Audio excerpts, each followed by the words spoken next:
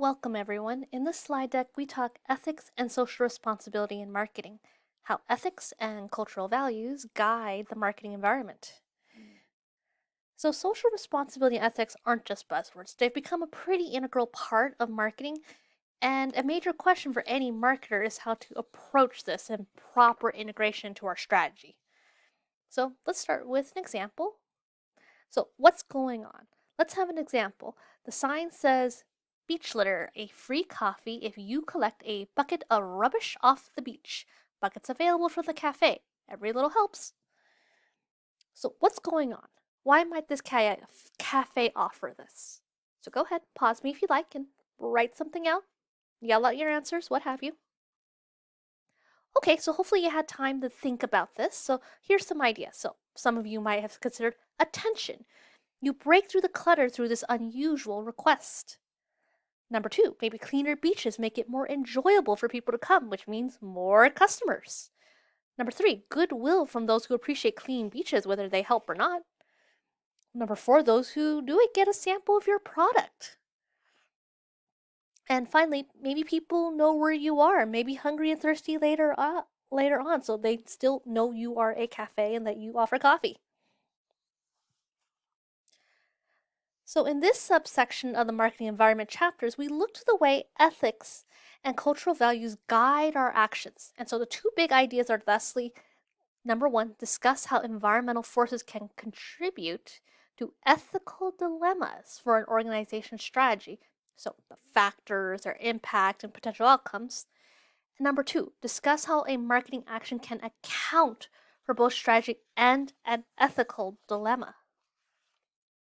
So, as a recap, why ethics? Well, ethics are the moral principles and values that guide actions and decisions of individuals or groups. They're socially constructed, where we as individuals and members of groups or societies abide, debate, and negotiate what we consider is right or proper. These ethics are further debated as organizations make decisions. And what we see is questions are often not very clear cut. My major goal for you is to recognize how to discuss ethical implications beyond marketing decisions and be able to more easily reflect on your assumptions.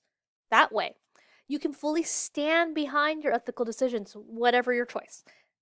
We are a part of University of Laverne, though, which does stress value, so if your dream is to be the best swindler and con artist ever, I do appreciate your honest answer, but I stress our world is predicated on more long term strategic planning that incorporates ethics. So now we ask, what does it look like when ethics are applied to marketing? And why should I care? Well, we care because it's best to know not only what it means to be ethical, but ways to figure out what that should look like and examples in real life as to the different ways firms or your own conduct can be ethical or not. In ethics, we often face what's called dilemmas, where we have two or more options that each have something desirable and something undesirable. However, these aren't purely philosophical.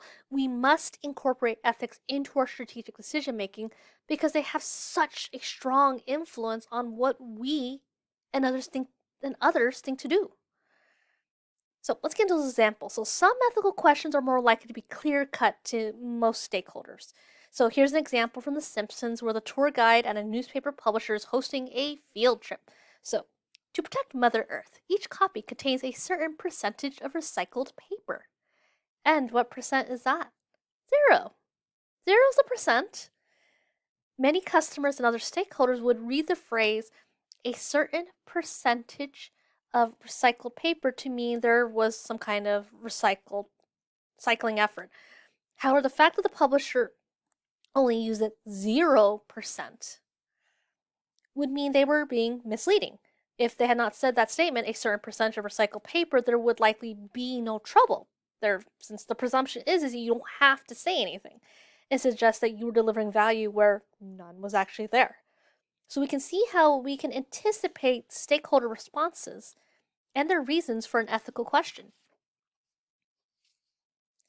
So let's get on to maybe something perhaps a little less clear cut.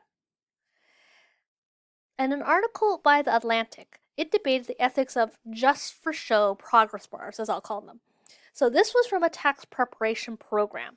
The computer program does not need all that much time to actually double check, quote, quote, your tax return. It's a computer. So that progress bar that achingly gradually scrolls across is not actually what the computer is doing and what the program is doing. So what do you think? So hopefully you had time to think about what came to mind. What did you consider? Were there particular factors, harms, or benefits that came to mind, and who did you envision? So the article considers, on the one hand, customers derive value and satisfaction from these time and effort signals. They're seeing this bar. They feel happy their taxes are done. They may even derive extra value and extra assured that the program handles something super difficult, as exemplified by that slow progress bar. On the other hand, the article notes that some may find this to be dishonest. Was value truly earned? Proponents who want to change how people do taxes may be concerned that this gives a false sense for how hard taxes must always be, and taxpayer fear of taxes means they may avoid considering alternatives. So, in sum, a large part of ethical decision making is framing and defining the stakeholders involved, potential outcomes, and the benefits and harms. Since, of course, underlying this is not only taxpayers and other proponents, but of course the companies themselves. So at the core of ethical dilemmas is at what cost? To whom? I don't have a nice clip, but imagine Morgan Freeman's dignified voice expressing indignity when someone toys with moral principles. This came from the Dark Knight film, where Batman's solution will be very useful for the immediate issue, stopping Joker's murderous rampage, but could create further quality of life and deadly issues alike down the line. As Lucius Fox warns, the massive surveillance device Batman created seemed too much power for one man. Well, speaking to the real life case of Wells Fargo, the sales personnel, management, upper executive branches all derive benefits when their aggressive sales system seemed to be reaping benefits, even if it could potentially damage credit scores or have more lasting financial damage for customers. So ethical if only looking at the immediate fortunes of certain persons, but was immediately harmful to many unwilling customers and long-term harm for Wells Fargo and affiliates. So remember, when we talk costs, don't just get caught up in terms of the monetary costs like expenses or revenue. Money, after all, is just a means and tools toward further ends. What we do has an impact.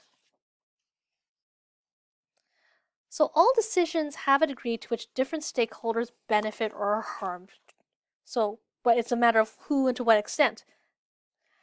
So here are a few examples of balancing the needs of many stakeholders. And in many controversies, nothing was technically illegal, but it's questionable. And certainly each decision made tends to frame winners and losers. So a major part of the framework asks, who are the actors? What does each entity say about who should win, lose, and how so? So, for example, kids in advertising. Advertising to kids is fraught due to their still developing critical thinking skills. Will these shoes really help me jump higher? Then again, they're happy, business makes money, what to do? Toy companies and retailers have also asked to reduce rigid gender role imagery because it limits kids' play, among other harm. However, when firms may try to reorganize and use different aesthetics for the aisles, other groups push their own concerns. What about employee welfare and partners? For example, dynamic scheduling systems and procedures might promote unpredictable and unstable, say, 2 hours before schedules for workers. So it's like, okay, your shift's starting 2 hours from now. Retailers find it convenient to be able to slot in employees, and it's good for cost cutting if you want to attract investors or pass on a savings to customers. But these unpredictable shifts make it difficult for employees in terms of their health and their lives. Customers may find the customer service environment is a bit cheaper, but whether it's cheap enough for the cost incurred in the shopping visit, well. So what next? Well, what about the welfare for others when it's your partners? So back in 2010, Foxconn had come under fire for its working conditions which led to a lot of its employees committing suicide to the point where they put up nets. Many of those workers are vulnerable migrant workers. What role should Apple or other firms which use Foxconn do? And this issue remains something today. In Xinjiang, China, there's a strong international concern that the state is using forced labor, surveillance, forced separation, and other abuses on the minority Uyghur population. This impacts companies that buy materials like cotton, sugar, and tomatoes, as well as manufacturing. It's difficult to audit the entire supply chain to see it did not include abusive practices. And companies like Apple, Nike, Coca-Cola, Campbell's, and others, and a lot of apparel companies, lobby to soften many provisions due to the impact on their supply chains when there was a potential law in the U.S. legislature. So the firms, of course, report they don't condone forced labor and other harmful practices. But now the question becomes, okay, you argue the bill is ineffective, but then what can you do to help make a workable bill or a solution? Transparency and fairness. Tech companies create algorithms that prioritize certain content in feeds and recommendations.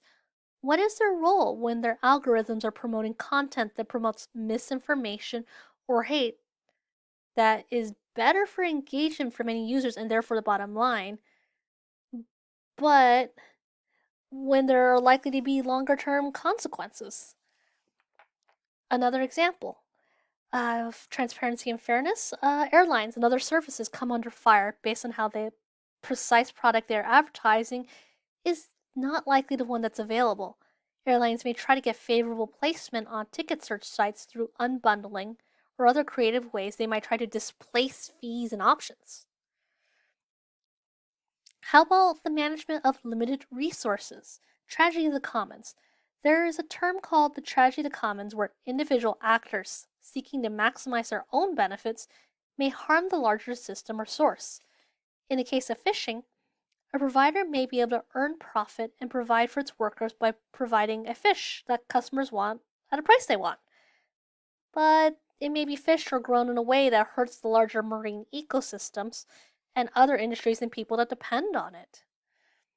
So this image is from the NOAA's case study about how they worked with other agencies and fishing groups to help build the Canary rockfish numbers again through quotas and having the fishers avoid certain areas at certain times. Other examples include how we regulate, say, average fuel economy an automaker's fleet should have. So we can keep going with examples such as payday lenders who serve the market that normally has no other choices but at a hard bargain, whether it's a bad thing to rename a fish to protect a domestic producer, and so on. Ultimately, it's important to consider the role of the firm in society. You're not your own little unit making money, you and your firm are part of this world. For all of those, public opinion looks to the larger picture. The government and other organizations will increasingly notice issues. So keep an eye